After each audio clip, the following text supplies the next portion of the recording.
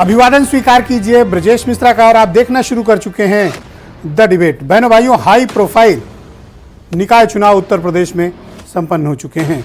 इसके नतीजे भी आपके समक्ष विद्यमान हैं और इन नतीजों से उत्तर प्रदेश की 2024 की राजनीति, उत्तर प्रदेश में जो लोकसभा का चुनाव होगा पूरे देश भर में, तब यूपी में भी जब होगा, तो सबसे हाई स्टेक पॉलिटिकल वैल्यू वाले प्रदेश में जनता के मन में क्या चल रहा है, 2022 के बाद ये पहली आम भिड़ंत में भारतीय जनता पार्टी सब पर 20 साबित हुई है। तो उत्तर प्रदेश की राजनीति में अब क्या होगा 24 में, ये एक तस्वीर है। आज की हमारी परिचर्चा का मुख्य केंद्र बिंदु यही है कि 2023 के ये परिणाम 2024 की तस्वीर हैं क्या, इसी विषय पर आज हम विस्तृत चर्चा करेंगे। बहनों भाइयों, उत्तर प्रदेश में निकाय के चुनाव से तस्वीर बहुत साफ हो गई है। भारतीय जनता पार्टी, योगी लहर और भगवा लहर उत्तर प्रदेश में बेहद ताकतवर, बेहद चमकीली, गाढ़ी और मजबूत हुई है। विपक्ष उत्तर प्रदेश में भारतीय जनता पार्टी को बराबरी से चैलेंज देने की स्थिति में इस वक्त नहीं है। विशेष तौर पर बड़े शहरों में अगर आप देखें तो भारतीय जनता पार्टी ने सबका सुपड़ा साफ कर दिया है। 17 से 17 नगर निगमों की सीट को जीत लेना कोई आसान बात नहीं है। ये एक बेहद ज़बरदस्त कामयाबी भारतीय जनता पार्टी, योगी आदित्यनाथ के नेतृत्व में बीजेपी को हासिल हुई है।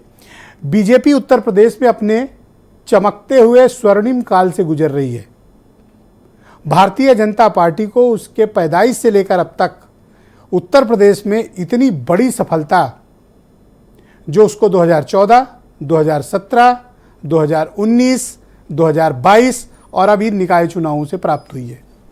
बहनों भाइयों, भारतीय जनता पार्टी उत्तर प्रदेश में इस वक्त अजेय स्थिति में है।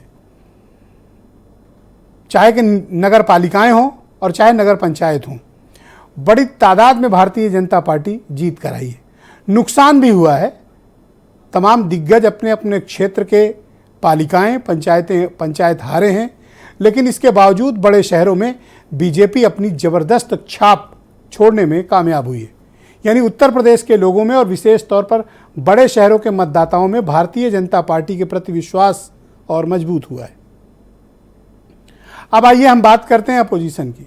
अपोजिशन में सबसे लार्जेस्ट पार्टी है समाजवादी पार्टी। हालांकि उनके पास पिछली बार भी नगर निगमों में एक भी सीट नहीं थी, लेकिन 2022 के वर्टिकल डिवीजन वाले चुनाव में ये माना गया था कि अब मुकाबला बीजेपी और समाजवादी पार्टी का होगा, लेकिन बड़े शहरों में समाजवादी पार्टी बीजेपी को टक्कर नहीं दे पाई। अधिकांश सीटों पर या तो समाजवादी पार्टी नंबर 2 की पोजीशन पर रही या फिर कांग्रेस और बसपा बीजेपी से लड़ते हुए दिखाई दिए। समाजवादी पार्टी नगर पालिकाओं में और पंचायतों में भी 2017 वाला प्रदर्शन जो उसने किया था वो भी दोहराने में कामयाब नहीं हो सकी है। दरअसल अखिलेश यादव ऐसे दौर में समाजवादी पार्टी की कमान संभाली थी उन्होंने, जब इस देश में और विशेष तौर पर उत्तर प्रदेश में ज़बरदस्त भगवा लहर, मोदी की लहर और योगी की लहर ने आगाज दे दिया। ऐसे में अखिलेश यादव के सामने सबसे बड़ी समस्या है अपने पार्टी संगठन को बचाए रखना, मजबूत रखना और अपने नियत वोट बैंक को अपने साथ कनेक्ट रखना। अखिलेश यादव व्यक्तिगत तौर पर बहुत पॉपुलर हैं, लेकिन उनकी पार्टी, उनके संगठन के लोग और उनकी पार्टी की नीतियां, टिकट डिस्ट्रीब्यूशन और जनता में खास तौर पर कुछ वोट बैंक में मतों का बंटवारा और फोकस्ड होकर चुनाव न लड़ना समाजवादी पार्टी को भारी पड़ गया। समाजवादी पार्टी में भयंकर गुटबाजी है। जिला स्तर पर, ब्लॉक स्तर पर, तहसील स्तर पर और प्रदेश स्तर पर भी समाजवादी पार्टी की गुटबाजी उसको बहुत नुकसान कर गई। भीतरघात भी समाजवादी पार्टी को बहुत हुआ, लेकिन उसके बावजूद नगर पालिका और पंचायतों में थोड़ा ठीक ठाक प्रदर्शन दिखा, लेकिन अधिकांश जगहों पर समाजवादी पार्टी जो पहले जीत कराई थी उसमें भी उसे बहुत नुकसान हुआ है। बहनों भाइयों, वैसे तो ये माना जा रहा था कि कांग्रेस उत्तर प्रदेश में बहुत सिग्निफिकेंट नहीं रह गई है, लेकिन इस चुनाव में 3 ऐसी नगर निगम थे जहां कांग्रेस नंबर 2 की पोजीशन पे रही है, लड़ते हुए दिखाई दी। वो भी तब जब सेंट्रल लीडरशिप और बड़े नेताओं ने चुनाव से दूरी बना रखी थी और कांग्रेस कोई हाई प्रोफाइल कैंपेन या प्रचार में भी नहीं थी।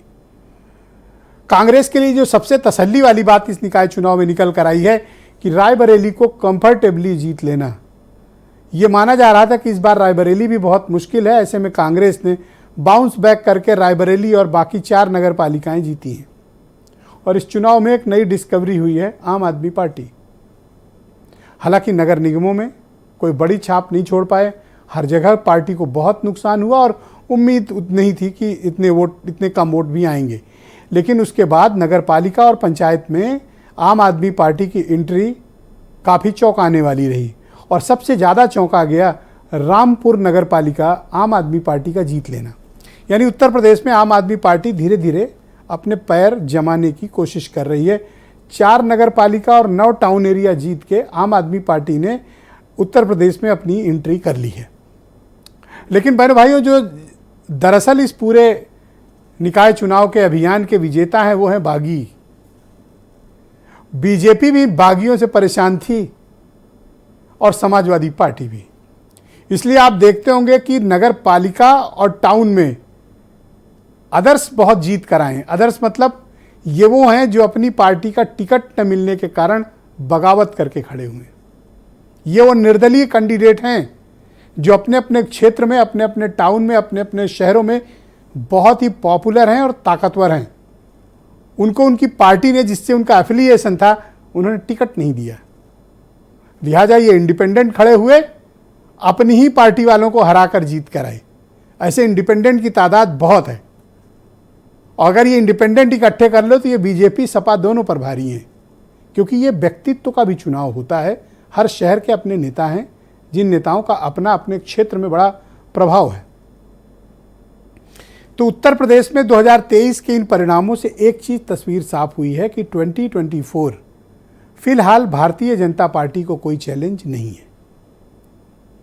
बहुजन समाज पार्टी ने एक प्रयोग किया, 17 में से 11 मुस्लिम उम्मीदवार उतारे। एक काम करने में मायावती कामयाब रही कि वोट ठीक ठाक काट लिए उन्होंने माइनॉरिटीज़ के, क्योंकि उन्होंने अधिकांश मुसलमानों को टिकट दिए थे, चाहे पालिका हो, पंचायत हो, नगर निगम में। तो 17 में से 11 उन्होंने उतार कर ये दिखाया।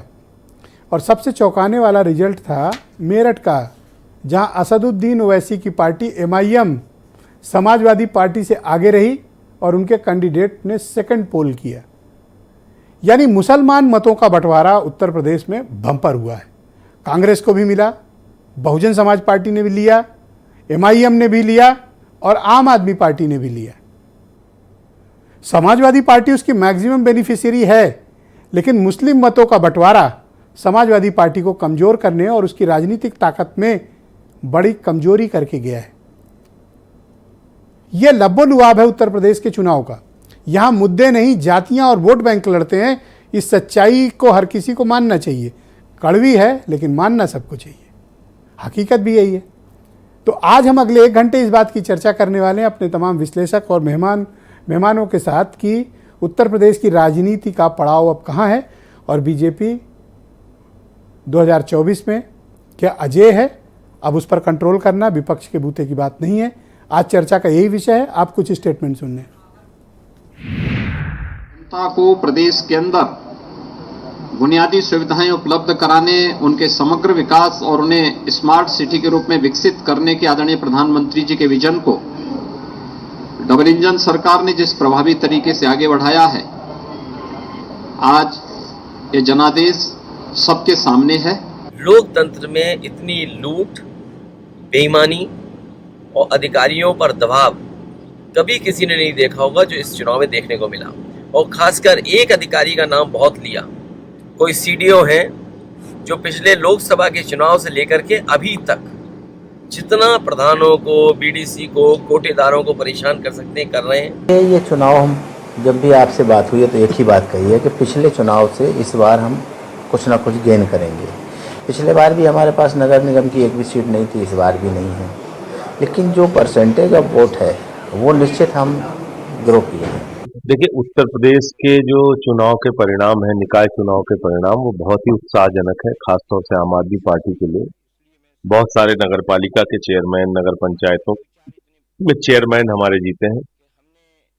इसके अलावा उत्तर प्रदेश में बहुत सारे सभासद और पार्षद जीते हैं और एक अच्छा संदेश उत्तर प्रदेश की जनता ने इस बार दिया है कि सिर्फ जाति और धर्म के नाम पर वोट नहीं पड़ेगा, काम की राजनीति के नाम पर वोट पड़ेगा।